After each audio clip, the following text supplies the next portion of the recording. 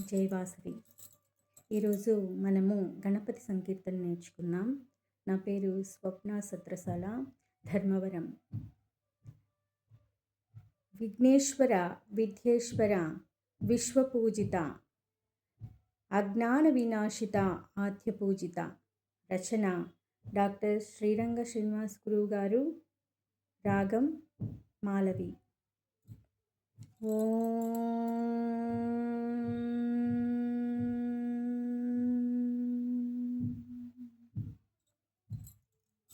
విఘ్నేశ్వర విద్యేశ్వర విశ్వపూజిత, విఘ్నేశ్వర విద్యేశ్వర విశ్వపూజిత, అజ్ఞాన వినాశిత ఆద్యపూజిత, అజ్ఞాన వినాశిత ఆద్యపూజిత.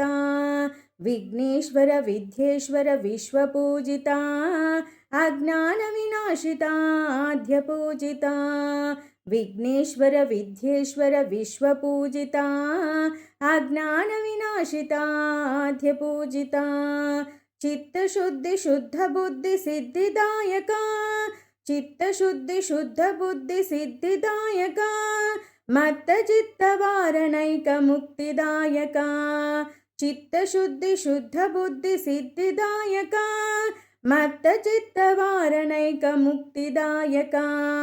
సత్వరజస్తమో గుణాతీత చతురనా, సత్వరజస్తమో గుణాతీత చతురనా, ముక్త్వవస్థత్రయతురీయ భక్తి వితరణా. సత్వరజస్తమో గుణాతీత చతురనా, ముక్త్వవస్థత్రయతురీయ భక్తి వితరణా. విఘ్నేశ్వర విద్యేశ్వర విశ్వపూజిత, విఘ్నేశ్వర విద్యేశ్వర విశ్వపూజిత, అజ్ఞాన వినాశిత ఆద్యపూజిత, అజ్ఞాన వినాశిత ఆద్యపూజిత.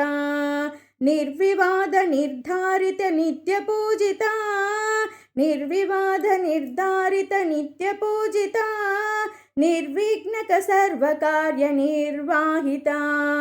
నిర్వివాద నిర్ధారిత నిత్యపూజిత, నిర్విఘ్నక సర్వకార్య నిర్వాహిత.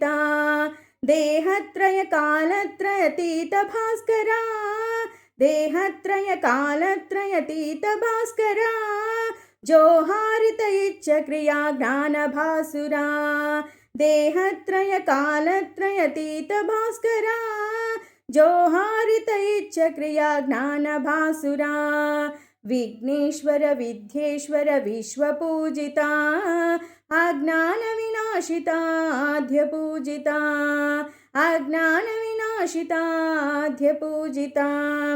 వ్రాతపతియే గణపతియే ప్రమథనాతన, వ్రాతపతియే గణపతియే ప్రమథనాతన, జ్యోతిరీత్య మూలాధార చక్రచేతన.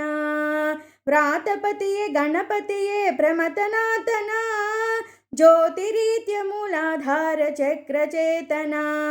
మోదభరిత మడక శిరా మందిర విలసిత, మోదభరిత ధర్మవర మందిర విలసిత, ఖేదభేద్య వేద్య పూజ్య జ్ఞాన భాసిత. మోదభరిత ధర్మవర మందిర విలసిత, ఖేదభేద్య వేద్య పూజ్య జ్ఞాన భాసిత. విఘ్నేశ్వర విద్యేశ్వర విశ్వపూజిత, విఘ్నేశ్వర విద్యేశ్వర విశ్వపూజిత, అజ్ఞాన వినాశిత ఆద్యపూజిత, అజ్ఞాన వినాశిత ఆద్యపూజిత. విఘ్నేశ్వర విద్యేశ్వర విశ్వపూజిత, విఘ్నేశ్వర విద్యేశ్వర విశ్వపూజిత, అజ్ఞాన వినాశిత ఆద్యపూజిత, అజ్ఞాన వినాశిత ఆద్యపూజిత. విఘ్నేశ్వర విద్యేశ్వర విశ్వపూజిత, అజ్ఞాన వినాశిత ఆద్యపూజిత. విఘ్నేశ్వర విద్యేశ్వర విశ్వపూజిత, అజ్ఞాన వినాశిత ఆద్యపూజిత, అజ్ఞాన వినాశిత ఆద్యపూజిత. విఘ్నేశ్వర విద్యేశ్వర విశ్వపూజిత, అజ్ఞాన వినాశిత ఆద్యపూజిత. जय बोलो गणेश महाराज की जय जय जय।